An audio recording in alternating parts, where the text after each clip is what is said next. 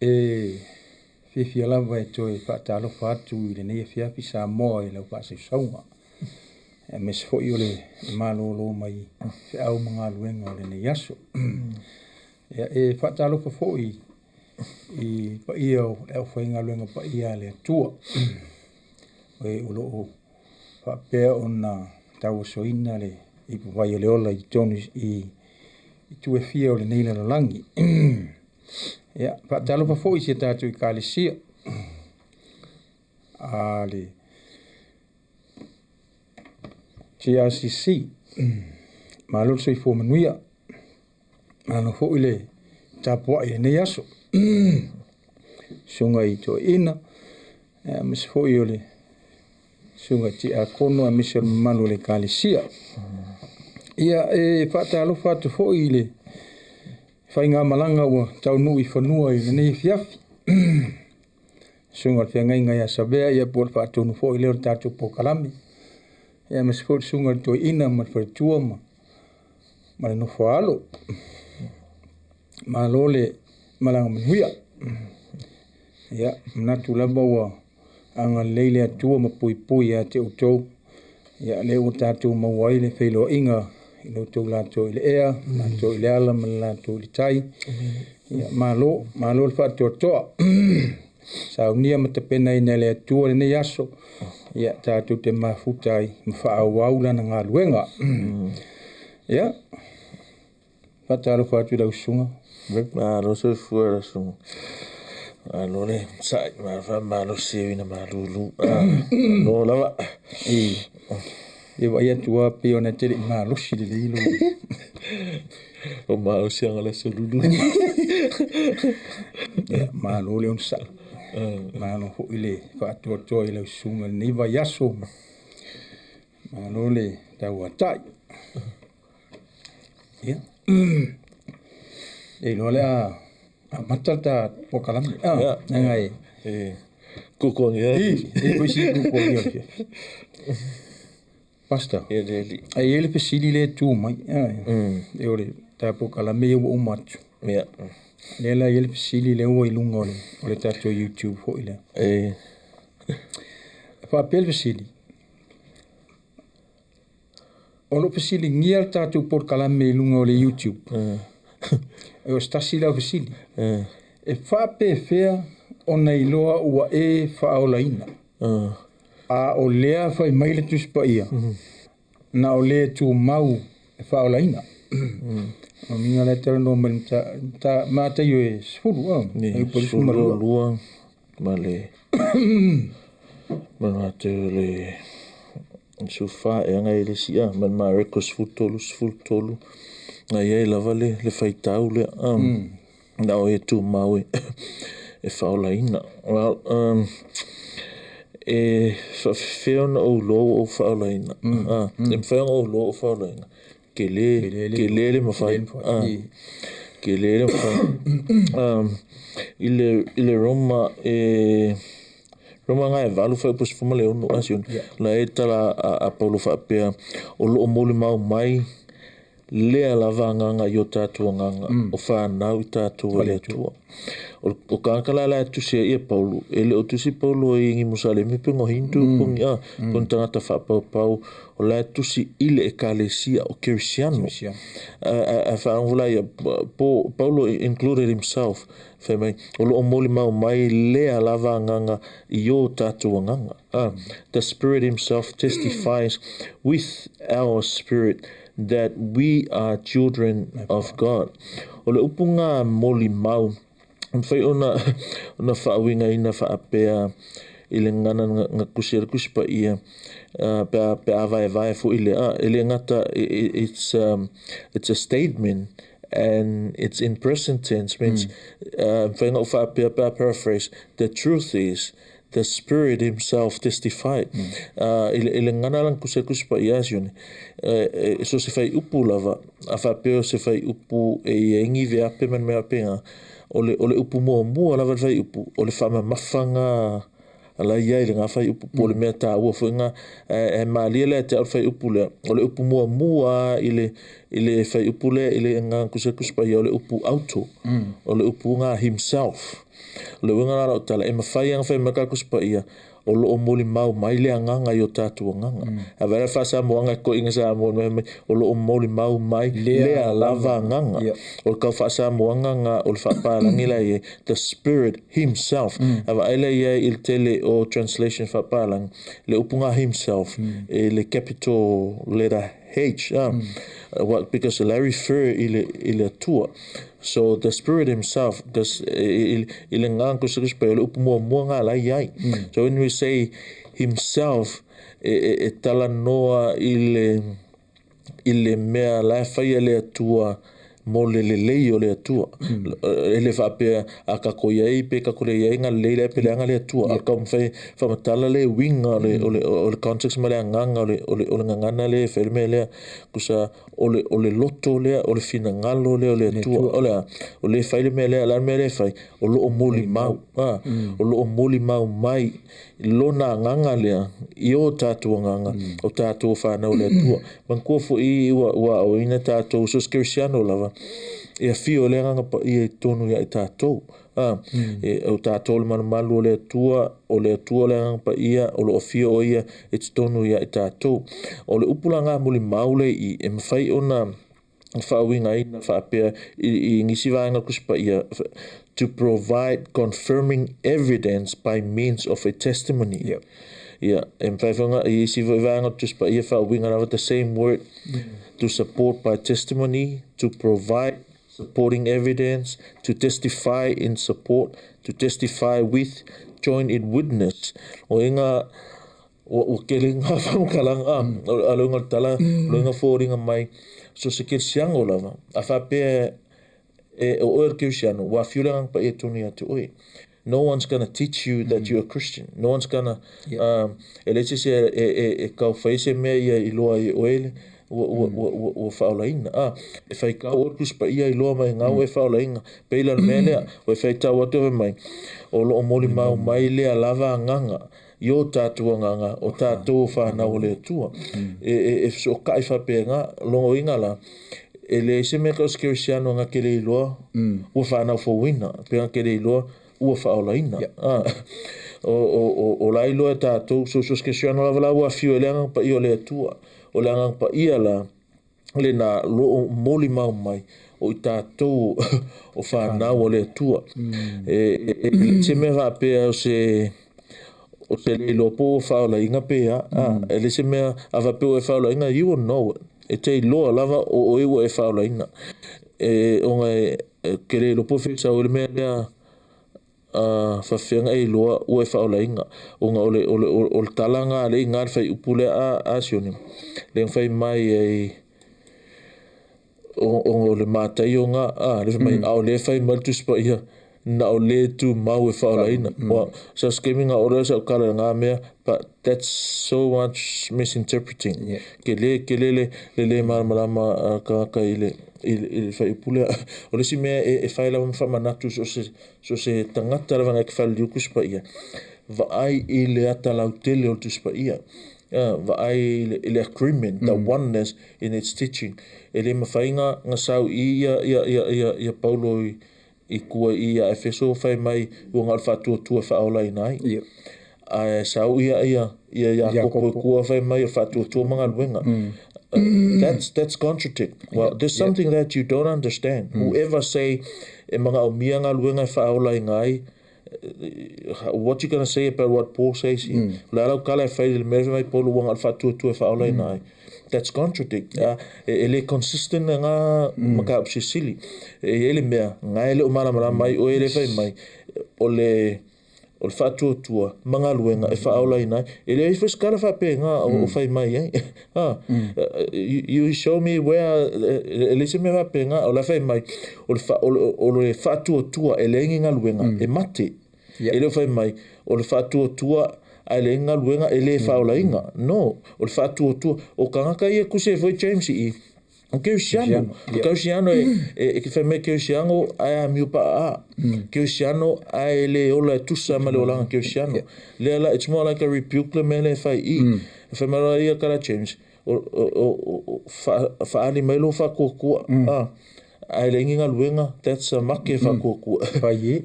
paie o le alofa le usikai me va penga ongo la kala ngoi James I tangata ua umang Faaolaina al mele kala ngoi Paulo I o condition Faaolakanga ngal fa tua la pero mele kala ngoi Paulo I Karatia le fa mai maka poli ma fa mai Paulo va le me ekipi moku se o ko mai le alofa tu no and he's talking about salvation because that same word ole alofa tu no e keringa refer nga ele faltanga fa merola I Paulo va le me ekipi moku se o ko mai faltanga ole o lo ka mafai nga lue ina lo fatu tua o lo ka mafai ko circular fongo ina ia Faaolaina ia tatu I always worry about this le mele pe o kala I le mele I'm not saying ele anga tu la fono fai mankala I akalatia o le tu la fono o le au ona o le taitama nga lo alang fai me nga la pepe ke usiano in terms of the chronology le mai ai sala elu mai le lotu mai I ke usiano o makua lo la kama in terms wa yel faltanga wa fio mai Yesu wa le ko kasi ka la fongo Faaolaina ai wa na o fatu Faaolaina ai because Yesu keep the law on our behalf does that mean we're going to break the law? No, that's not what I mean. We're talking le kala ngoa aku I le conditional Faaoltanga ila wa le meanga ni le kai kama o asia le makua ka ko wa e lole le met down a fight o le wa ia Yesu o le tula fono foi o le au ona ia tato the law lead us to Christ the law point us to Christ the law shows how holy how righteous is Christ le ala ka ko mai I fameka kuspa ia no one can keep the law and that's why Jesus came ole o ngale sa ole theology of imputation we're being imputed su ia a mai le me tono Yesu makako ai avertato faalon kama Yesu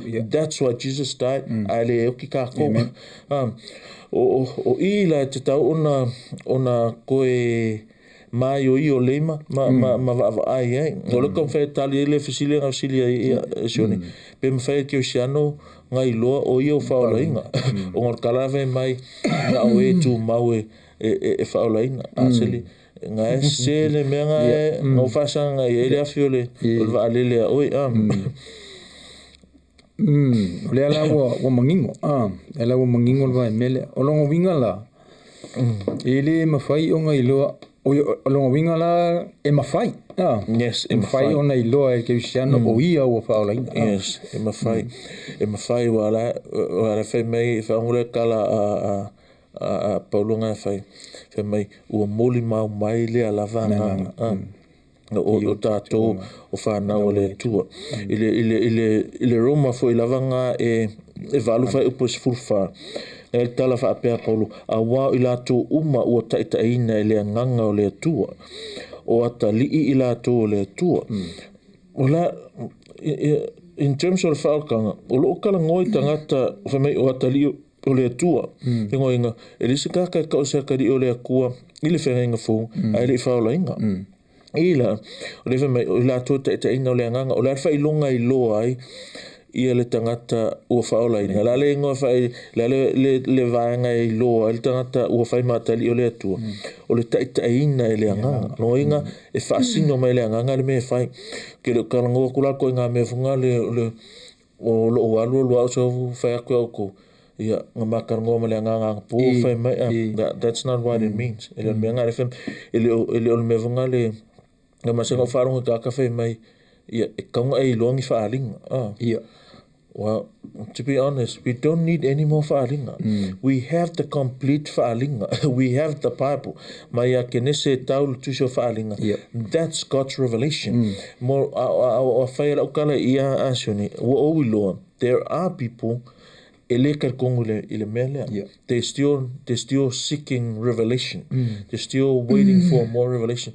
Well, Paula revelation mo Elisa revelation mai le ko laula revelation masaulo la ia le ufa fe ngai male upu testu sia le tua me nga ka wai ile maka sili ia le kuspa ia it's a special revelation. A le atua, it's a special revelation given ngā mai e le atua mōlana e ka le sia. O se si la whaalinga I kua aku mawhafo aku o le vangangala wa mai ele ainga markuspa ia. Mai ainga markuspa ia. Then you have another question. Why we need that when we already have the Bible? Pe mai akukusa markuspa ia. Whakula wa aela iloa. It's in the Bible, it's just a matter of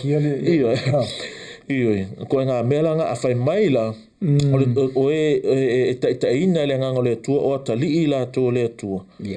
Ia, longo winga o ngā e whawhenga ta tō e le nganga le tua.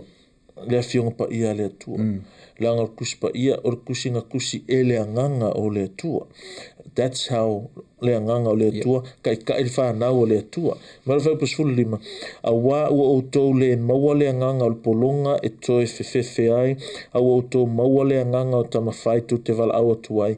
A vale ta mai. E le mawhai ska ngaka e lalolangi ngā wala au le tua a vale ta mai. E le mawhai ska ngata e le I Faaolaina o ngā whai le atua mona ta mā. Ava ele ile kulanga ngai ile upunga taitaina mai taitaina ile nganga ole tu it's ole mea la foi fai pe e o mai ke mingi ole a fa pe present tense verb ile nganga kuspa ia o tulanga ngala ia a fa pe lo la passive voice ngo winga ole mea la fai ile tu mo ia lava it's more falling me fa pe tala la fai ile tu ole mea le mo longa le ole taitainga ia e tātou. Moleleo ia. In other words, e whaia ia tua tātou ina ia ngai vi ia o ia ia tātou. That's why a ka kome ka kapua. A ka kome ka kapua. It's not up to you how you worship God. You worship God e kusa mai taitainga ale nganga. A whewere kai inga rea ala kuspa ia. Mea ngai le pule e le kaupoe le whainga o lang kapua inga. E le pule ai o e le skaili ke kapua inga. No, e ke kapua ai e tusa ma le whasino mai ale nganga o le atua. So, ole tūlanga lan ngai ai. E pe mwhainga iloa e iloa. E mawhai e kiusiano ngai iloa o ia o Faaolaina. A kai ai le ia asin. O isau singa ka whai mai. Ole ho.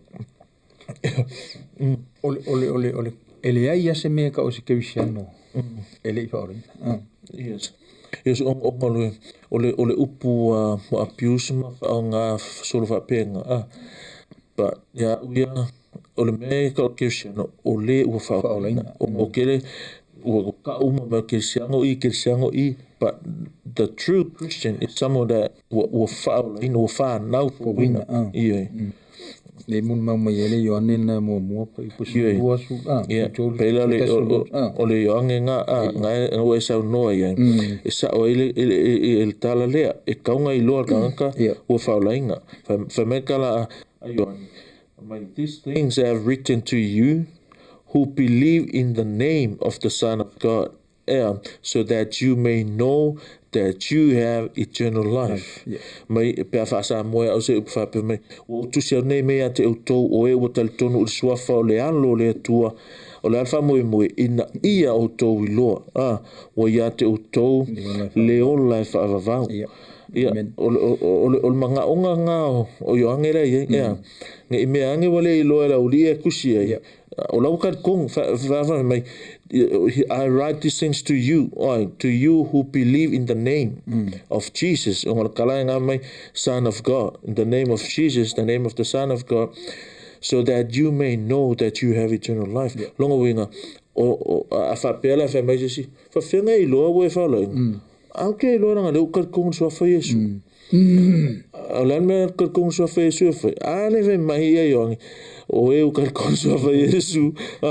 Wa iai le ola e whawavau. O le ola e whawavau. O le whaolotanga. O le ua Faaolaina. E ola e whawavau. E lese mea ka o lo lakufia ola e whawavau. E le Faaolaina oi. No, first, you gotta be saved.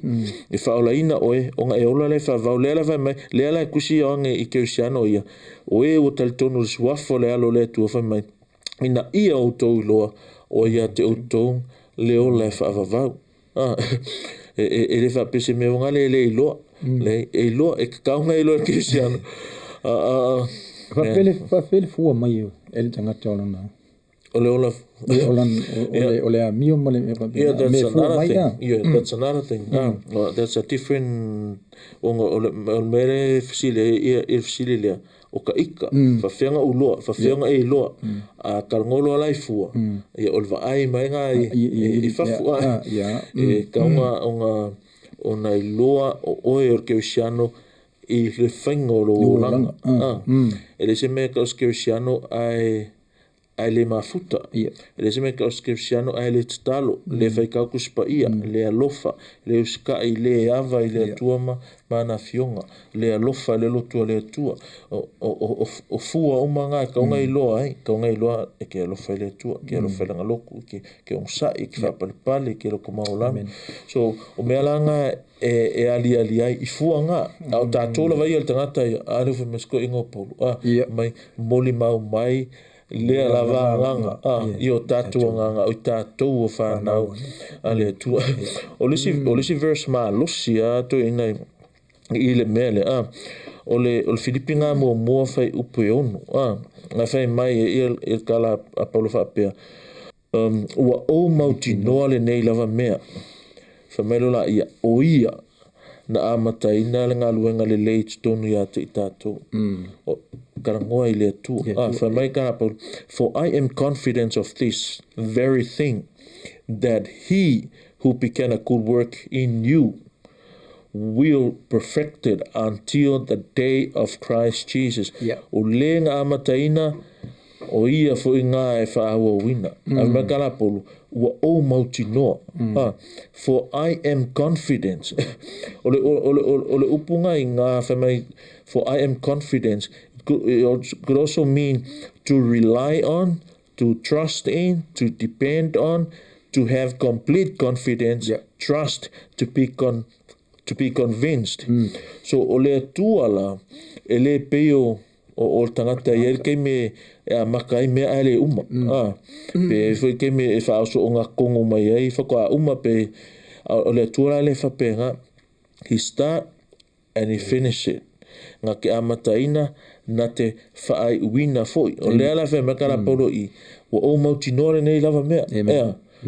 E le o au, e le o oe, e le o tātou, a o ia, ia, na amata ina ngā luenga le leit tonu ia te o tau, kalangoa le whaalotanga. The context here, Paul is talking about salvation. Kalangoa ia Paulo I le whaalotanga I. So, e whai ala si onga o le mea le question Paul I le savalinga arfisili lea. So Hebrew 12 verse 2 it's gonna help us well ngafe ma ia va ai atu ia Yesu va mai lola ia o le na ta ina ma le na fa atu to ina le fa atu to il fa pretania mai fixing our eyes on Jesus the author and perfecter of faith. It's talking about le fa o kanga le upu faith le faith fonga le ik fa atu nga kupu mai le me no it's talking about your Christian life. It's talking about your salvation. Fix your eyes on Jesus, the author of our salvation and the perfecter of our salvation. Because some people, they're really good at twisting words or creating things that are not there. I le fionga ia ale tua. Ka alolola ia si marea mau I but when you bring those mouths together talking about a totally different issue. Anyone that tried to interpret the Bible think of the wholeness, the oneness, the unity o sa vali atoa. E le fape e fa mai ruma I e kamkau ai o ko o nga vale no kamkau ko I uma o nga vale foi ai uma nga vale e kai fa pena ia wingole o le metsta o nga ia ia wa so skesiano o le kulanga nga ka nga ia e tau ona ona iloa o ia ua Faaolaina. O le si me e akili whaamausali e le tarana o saunoanga whele o le tātua li i lenga folfola lenga pa ia. Pa mei e whai le tama ona a wina mai le o le tasif soani. A whai mai kala Yesu ina ia tu mau pe o ia te utou e whaavavau. Nungo inga la a whapea o le tu mau e whaavavau. E o merkemi. E o merkemi ngei. La ia. Iwe. Se o le whenkaa ia ka ika wele ke ringa ka upuma sa ka e whamatala ele a mea. O le keusiano moni ua natural o whewhemalo matau i le tua. E iai ke me ke pa uai. Yes. Nanga yerisi a o ngawe mai ele ang salas ke siangu. Well, I'm not saying we have a license kau ke ang salai, but as long as kau ke iai le fale ia lea, this 10, just fale apitanga. Mai kala ayuani. O tusi atu ina ia onge ang salas is, in the same chapter, ngai whai mai ange runga whai mai, ai a wha apea ai ang salas is, and if someone sing, we have an advocate, e iai lo tātou pulu vanga. O lale winga kala e whaale tonu e anga sala e sasi e le keu siang Faaolaina e pa ua iyo a le whapenga la avea makara isengi ka pa ua ia a whapeka ke ola le anga sala o le whailonga nga e le i Faaolaina ita a peka e anga sala keu siano e ke whaavau vau i au anga sala e ke tangi tui i luma o le tua wa e sise ma e whale tonu ma mo o mielana ma whamanga longa a le whape e ola i ama ma enjoy le asa alo i le alo whakungo le a whamekara Paulo a ua whape na makara Paulo shall we continue sinning i a whape ngā whake lea i pele rof tūnoa a whamei Paulo no a ua ngai whape ai whape whea la le maka i ole se fulu le ua pe ia o mau le o lo whao ngā mai e le whi ngaunga le oi mai o le kalal o le mau wa le ma whi ngaunga le a le tu mau e le Faaolaina pe wharan mele ang whea koe o mangingo i o le whesunga e lua ne whai mai o na alwhatua tua e Faaolaina ai a le ua o mai i nga o le tu mau e Faaolaina what's happening there there's a contradict there it's contradict whai mai ia su i nga o le tu mau Faaolaina a whai mai ia Paulo i kua o wana alwhatua tua e Faaolaina ai so wheo mea ia e sao o la o kari wawenga sao Yesu, sao Paulo. There's something that you need to look at. Konki kilo ai oe le context i. O ngā le pe whai taua o le wha Britania. Mai kala Yesu, you will be hated by all because of my name. Fa mai lo la ia. But it is the one who has endured to the end will be saved. O le mea aonga mantua e tangata i ma iloa ia kala Yesu le fai i onga su o nga e fai tete lava i especially lava i keusiano fou o nga la ele mawhawhawonga e salo e Yesu ke lea uo so longa le leile so longa le leime a uma manguia lea a petai ele kulanga nga iai makara Yesu e inosia oe ona o ngoa o le mea le angaman tuar keusiano i o le tu mau lea le kangoa Yesu i o le ngaluenga e fai ele tua e tonu e tātou. Amen. No one le ai se semfenku mau. No one. Ka ilo a peo o kakale e fai mai nga o e tu mau e Faaolaina. Good on you. Ia o e ngam whengai ku mau without the Holy Spirit. O tātou e alanka ku mau o le wha mafai le ngang pa ia. Le fai mai kala a Paulo o le fio tonu e ta o le sio lai tātou le Ephesians Efeso kasi e mua fai upos fumal tolu fai mai o auto whaatua ia te ia o Yesu lea mai lora ia o na wha mau whai longa i nai lea o auto ele anga pa ia o le na Faaolaina mai o le upunga sio por fa ma fa ilonga ina le I o le mea ngai ala nga tu mau tātou aisea ele ono tātou ai ono le tua ono le anga pa ia so wa sio la tātou o mea ngai ale anga pa ia ngai fai nga ele ngata ina iloa e sa kangi malelo langi male ekalesia we belong to Christ because you know fa ngele sio se kusi se mea ele sio le malo that's belong ile malo no one can open that without the authority por fa kanga al malo so elua mea ali nga ole security male ownership e loa po ai pe la ngai tato so fa pengala le mele le tupu I o fa tu ma wina la kako o le menga ala ka tu ma o le ang pa ia o fio tu tonu ia tato o endure to the end le kalangoa I it's not a condition it's not a requirement for our salvation it's an indication o le whailonga, it's a sign of our salvation. Lave me karaisu, o le tu mau e Faaolaina, e leo whai mai se longa kumaunga e Faaolaina, he's talking to kangaka wa umang Faaolaina. Lave mai, o le whailonga, o le mele I loa kangaka kumau, o le Faaolaina. Otherwise, nga whike nga e whaila I ele markala polo le whailuma I.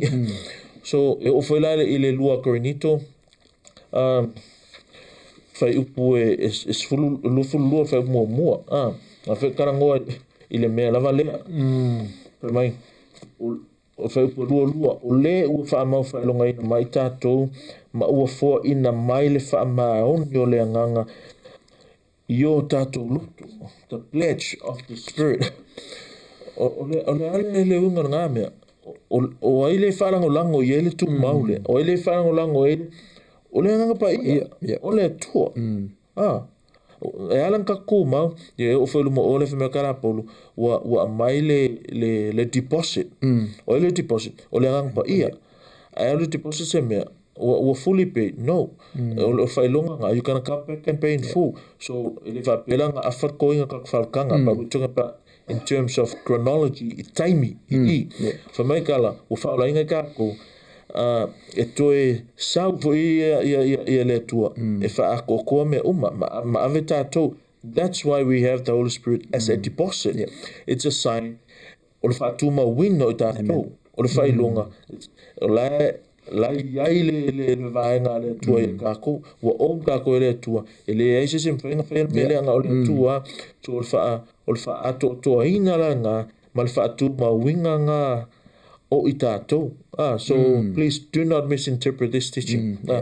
Jesus is not saying our endurance will merit or earn our salvation. That's not what Jesus says. What he's saying is that one who endures to the end will demonstrate, will be demonstrated that endurance that he or she is a genuine believer. Ele va apea se me kako Superman, then no, it's totally upon God.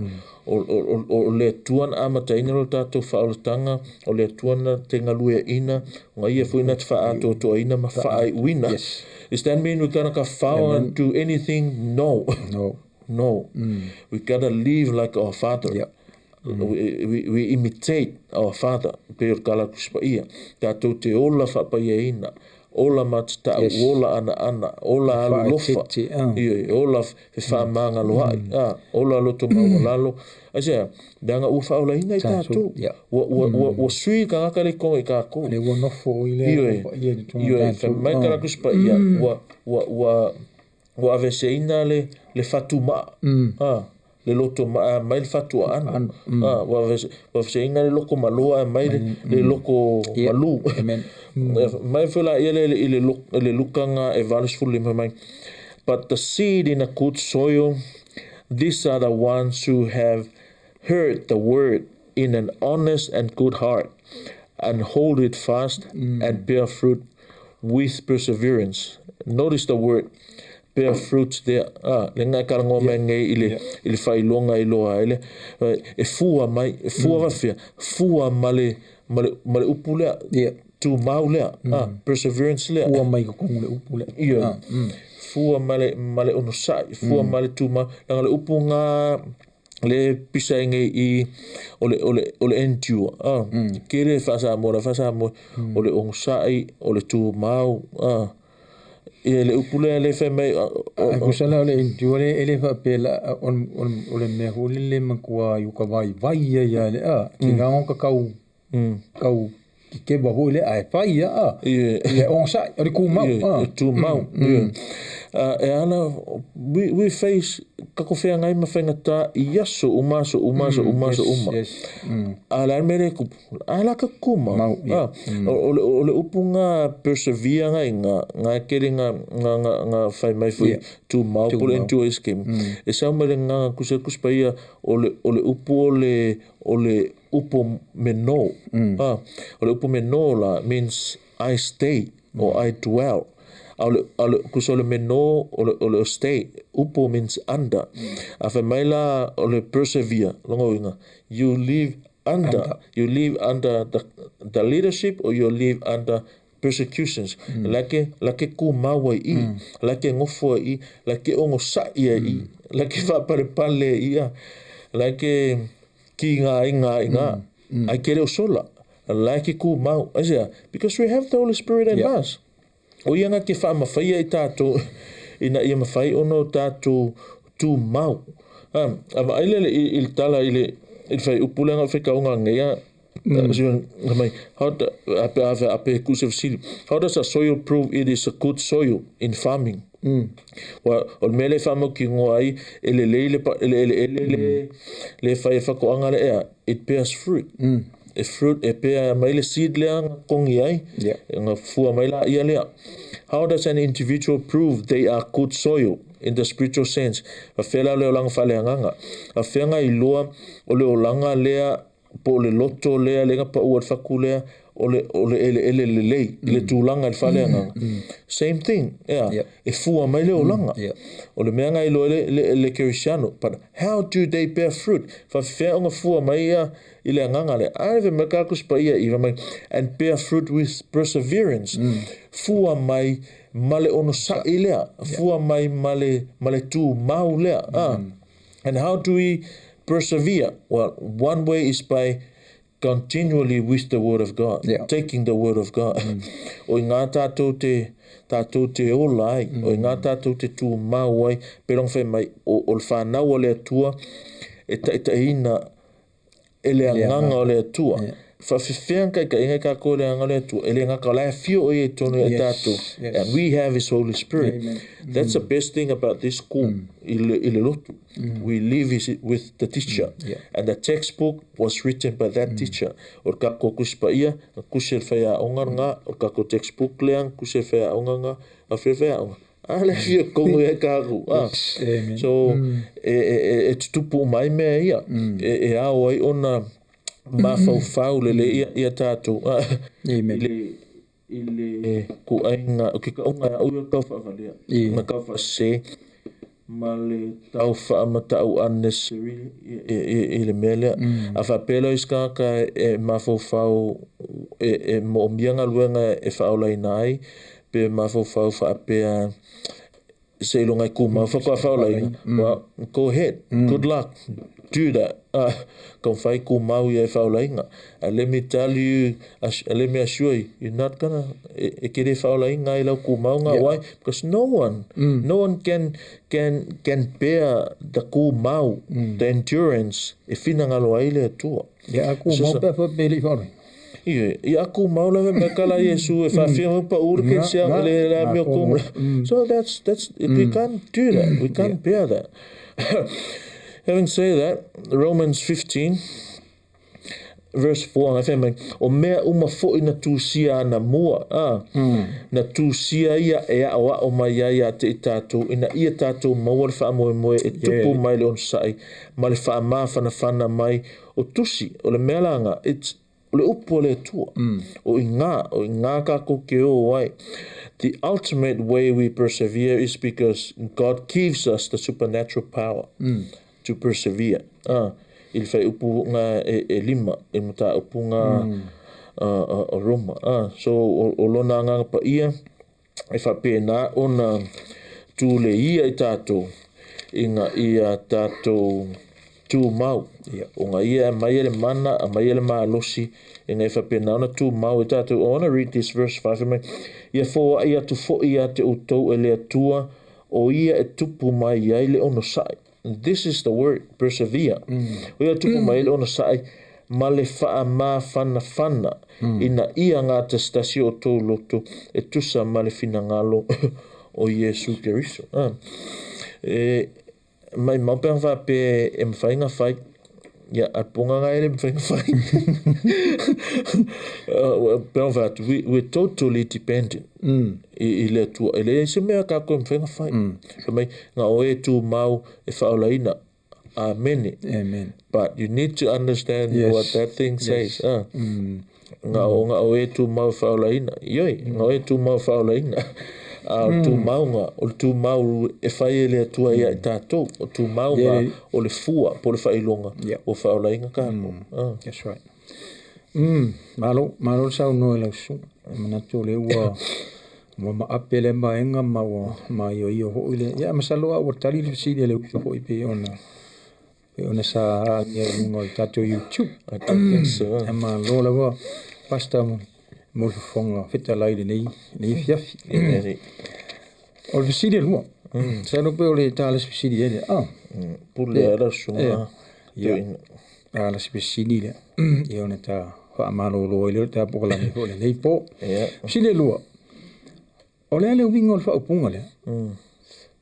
O le whaoratanga o le mea lofa fōa I Faaolaina mai le atua. Whaoratanga. O le mea lofa fōa I Faaolaina mai. Ia, e sa o le kalanga ale whimpa ia ale tua. O le whaoratanga, o le mea fōa I Faaolaina mai, e pei fo ia o le whaatuma uina, po le endurance, o le mea whai ele atua, o le whaoratanga la, o le winga o kala, pionga o fsirira sunga po le are winga o whaupunga le o le whaoratanga, o le mea alofa fōa I Faaolaina mai ele atua. O le mea mua, a kau o le mea alofa, you don't earn it. E ke le alo e sue, e ke le alo e whaatau, you don't work for it. O lau matawhai oi e whai le lua vā ma le mea alofa, ma le ngā mea mea alofa, o la lau mea whai, o lau talia. Just receive. You receive. Where there's a gift given, there must be a giver. And the giver give you that gift. O la lau mea whai, receive. So o le whaakanga la, e whapena, in that nature, o le mea alofa, na fōa I Faaolaina mai ele atua. In that way, mea ngara ke whima I whai tau ia le mea lea I le romanga e wha asion. Ia tala nei whemei, o le nei pe se asa tātou upu I mea na maua I la le tino e lo tātou ta mā o Abrahamo. A wā ana ta wā mea tonuina Abrahamo I ngā luenga po ua ia te ia se mea mita ai. A ua le ai I luma o le atua. Se vai, whaipoe koro mai. A wā se a ea ua whai mai ai le tusi. Na whaatua tua Abrahamo I le atua, ona ta ua ai lea ia te ia e whai maami o tonu. We're talking about alang ka ua mi o konguinga ia Abrahamo, ona ua whaatua tua. Ua whaatua tua Abrahamo, menga ka ua mi o konguinga ai. In other words, ua Faaolaina. E le inga lue la Abrahamo, inga ia Faaolaina, nga whaatua tua. O tātou whalau kerisiano, ua ta ua mi o tonuina I tātou, we are justified. Ua ta ua mi o tonuina I tātou, e ala ia Yesu. O whai mailo la ia lea o le whai ipunga e wha, a o le tutongi o le whai ngaluenga, e le ta ua lea o le alofa tū noa, a o le tau I lava. O le ringa o kala, a whapengo e sau malau kupe, e a wako ai ia whakau kore ofikingo. That ofikingo is not a mea alofa. You earn it. You bought it. Mailo la ia lea, a o le ua le ngalue. A o le ua le ngalue, ai whaatua I le na te taua mea tonoina, le ua whaare matau. Ua ta ua lona whaatua o le a mea tonu. O le ua le ngalue. O le ua le ngalue. Saka mga kikian. O le ua le ngalue. E pe fōringa mai fia kakapai e ngale. But that's not what Paul means. Yes. O le winga leo kala Paul, ka ngaka le whai mai e mga o mia lo tu mau. O oe whaia tu maunga. Of course e whaia le tu e te oe. O oe whaia, but o le atua e wako le whama whai. I ila le keisi le. O ngā o le akumen le kewa ai ko e te mwhai meka haka. Le fi ngau marawa mewe mai James. If God allows to say ma taimi marawa na whina ngalo. O uma whunga maka ngō mpasta le mea lea. Mea ngā whea koi. E ai lawa tangata e whiwhiri lawa ia e le good luck on your belief. But we have to go with what the Bible clearly says. O mangingo ia. Whai mai la kāra kuspa ei. Whai mai whau pui whāra kon koe whai kauto ina. Whai mai au le totongi o le whai ngā luenga e le ta ua lea o le alofa tū noa. E le ka uanga se mea alofa. Langa o le upu le e ka o le mea alofa i. O isi keimi e ka o le Torah. O le Toro. O isi keimi. E olo lai i whaaltanga. They always use the word charisma or charis. E whaatatau lea i le mea alofa o le whaalatanga. I la lewe mai. A o le ua le ngā lue. Ai whaatuatua. I le na te tau a mio tono ina. Le ua whaale matau. Wa ta ua lona whaatuatua. O le a mio tonu. O le ngā lue la lenga fisili. O le kangaka fu i lea e le kamwhai whaakaulong whaalkanga. E vai contrast le i lunga i. Whamai. O le e ngā lue. O le tutongi. O le tutongi o le whai ngā luenga. O le kangaka whai ngā luenga. E le ka uaranga o se mea alofa. Ai wai. Langa whai ngā luenga. O le kangaka la le ngā lue. E kauranga o le mea alofa. Why? Because e kele ngā lue. E le whaapela ko ngā mewonga le whaakso o lava. Try to understand these terms. The condition and the result before and after your salvation. Before and after you've been saved. O kako ngā lulue la, kako ke ngā lulue ina i kua mea sa kaulu. Kako ke ngā lulue ina o umon Faaolaina i tātou. In terms of whaalkanga na karangoa koe. E mua ngā lue a before the cross, a lingi ngā lue ngai Faaolaina i kako. It's talking about salvation i. O i la rewhai mai, o le ngā lue, ai whaatuatua. O i la, le maa ngai le ngā lue. Ala me mai, o whaatuatua. E fia le tua le whaatuatua. O le ngā lue lea, o ngā luenga le lei. I condition la vai a poluma a vai ngai o lo kausi kula fongu. O lo whai o lo sifuruai. O lo kausi sa paki. O lo ai mea la fe mai, ai malole ai mea la fe mai, ia kula fongu. Nenga ave ai sa la elu. O au ngā luenga la ngā, ma le wha moe, ia fia mai le tua. Ia whaolai ngai oe. Mea la ngā, le ingosia i. Mea ngā le whai mai, au le ngā lue, ai whaatua. E le whai mai, au le ngā lue, e tau a mea tonuina. No, o le ngā lue. Whaia le mea lea. Au le ngā lue, ai whaatua. E le whai penga mai, au le ngā lue, e tau a mea tonuina. E le o koe ngā lue, ho le whanenga luenga. O le ngā lue, ai whaatua. E le ngā lue, o ngā le moe. No, o le ngā lue, ai whaatua. We're talking about our thinking, our mind, our understanding. E ke whaatua, e te whaatua malo i loa. E ke le whaakua pongi sa. O ngā luenga la ngā le i. O ngā luenga e kam whaitanga te whai ina ia Faaolaina ai. Peila koso la mea ngai kua i o le mea rekal ngoa i o ia Iakopu a Sione. Ia whai mai e rā ngā rea. O ngā luenga o i o le whaatuatua, le se ngā luenga e make. Ia, mako i sao le lei ar ngā kala. But in terms of whaakanga, we don't need ngā luenga. We don't need ngā luenga. Ane whai mai e paulo i o le ngā lue, ai whaatuatua, e tau a mea tonuina. Langa o le mea le ke le ilo kākape, how can they reconcile that? How can they pewa whenga na whaainga la koule i le mele? Waila le ile romanga sfukas whaupu e lima. In the same way, then, there has also come to be at the present time a remnant according to God's gracious choice. But if it is by grace, it is no longer on the basis of works. Otherwise, grace is no longer grace. You see? Yep. Ngai mea ange ua koe ka ua le ami o tonu, ose ami o tonu. Na ka whai ka ortifu martasinga whai upu e lima. Malore sa ia sunga mo. Oi ia we verse 5 mai ole nei e whaapea fo'i nei ona pō ua iai e ua tutoe e tusa ma le filfilinga o le alofa tūnoa whamelo le whai poe ongo kele ur kala e mga o mia le whai I asion because of our time mai a whai fo'i o le alofa tūnoa ua le o ngā luenga ana whaapea po ua le toe ta ua lofa tūnoa ina le alofa tūnoa. A whawhengo fia o kala I you don't need to work for your salvation.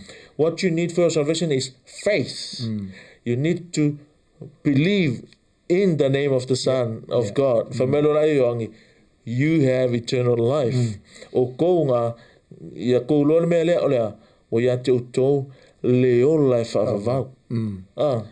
Ai le kau siu kula fongo muisi mau mea. A leo le kau whai e kau siu kula fongo ngā, le anga a soli o erkas, soli o ere mea a koa, a kei e le whaape o whai atu, e le anga tu la fono. E le anga se mea whai le tua, o i anga kula fongo, o le tua, o le mea kula fongo e whai, kula fongo is our servant. He serve us. Kula fongo lead us to Christ. O lea lau kako o ia ke viso. So the kula fongo is no longer function as it was before Christ. Lan mena koe ngai like before o leo kako o ia Yesu. Because the kula fongo take us to Jesus. Now we reach Jesus. O tama o leo makua kama in that terms. Ngoinga ele koe mga o mia el pepes pepi sira. O leo makua. Ele koe sau pepi sira whai mai. E ke ai ke mi lea, e ke ai le mea lea, o koe ai le mea lea, kaunga e moe ke mi lea. Le ai ele koe pulele, o pepi sira o le ka vingi. O leo makua ia le tama o le fali. Ele koe pulela tu la fono ia e tātou. O leo ngar kala. La kako sol kula fongo. No. O ngai loa ai o tātou o le atali o le atua o le ona langa fionga. Langa fionga pa ia. So kanga whai kau kule verse leanga ia kua kulore lo sunga Sione. John 1:12 but as many as received him, to them, listen to this, but as many as received him, to them he gave the right to become children of God, even to those who believe in his name. For by grace, Ephesians 2:8, you have been saved through faith. For by grace you have been saved through faith and work. But it is and work have been saved through faith. And that not of yourselves. See, none of yourselves. It is the gift.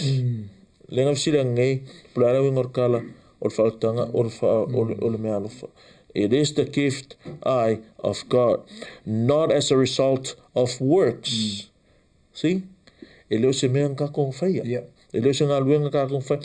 that no one may boast. Il whaotanga ngā. A whaaso solo I whai kaula a whaupus furuwa mai, na Faaolaina kako ina i o tātou ngā lulue. Ai ar kako whaokanga, kau kere I ngā lulue. Kako Faaolaina kako e a ngomans kako ngā luenga. Lela umang Faaolaina kako, therefore work. Whai lor mele. Mea whakoi, mana malama lei taimi, ma upu, terms ma mea peha. The word is chronology, the order o le whaaso longa. Malo le sao noe lau sunga lea fiafi te loa manino lea me tau o lea ua manino le leima atu o tole le langona le mea fiafi o le whaoratanga o le mea lofa fwoi na mai e le atua ia te pau o le mea tātou receive Talia. Amen. E le sika kome whai pai uma le atua le mea le ia Ya, besi met te visa no ne fiafi ele te puniel ta por kalam. Ai, pa le mea aftai la sunga mole avanoa, ia aftai foi wa mo tala le wa tanu ifanua sunga fainga ia sunga to ina foi tua ma la wa ia la. Ia aftai foi mo por kalam le fiafi me sol fa now. Ia mole at foi fa ma fananga la kali ia pen pe stemi felo ai tu sai ma me la pul nefia fa man ia telele tu ele maftanga malo le sa no le usun ia ia ni FFE we tu foi se fa te tele le usunga ma ta ulina ta po kalame me se foi le fonga ina le fionga le tu ini fiafi ia leile tua ia fa pe ona mau pe le o tele ma mau tele mai le pa ia quase fa manino ai ma fa la wilo le le tatu tu pa ia ila tu fo o lo fia mala malama ia mai la tu fo o lo le fia malama le fia malama ma no la mai la sunga ia ma lo le media ne fiafi ma lo fo tapo inga tatu e kalisia ma fa tu nei ya cha mol por kalamin na ya me se fu pa angam e masan ya nei por kalam a yese se tala wasasi po ya tatu fa ngalo ma la fo ilu le aina le tu atu ya te uto ya ai ol ne fiafi ya ole fa umal tatu por kalam ine swa fo yesu amen amen neli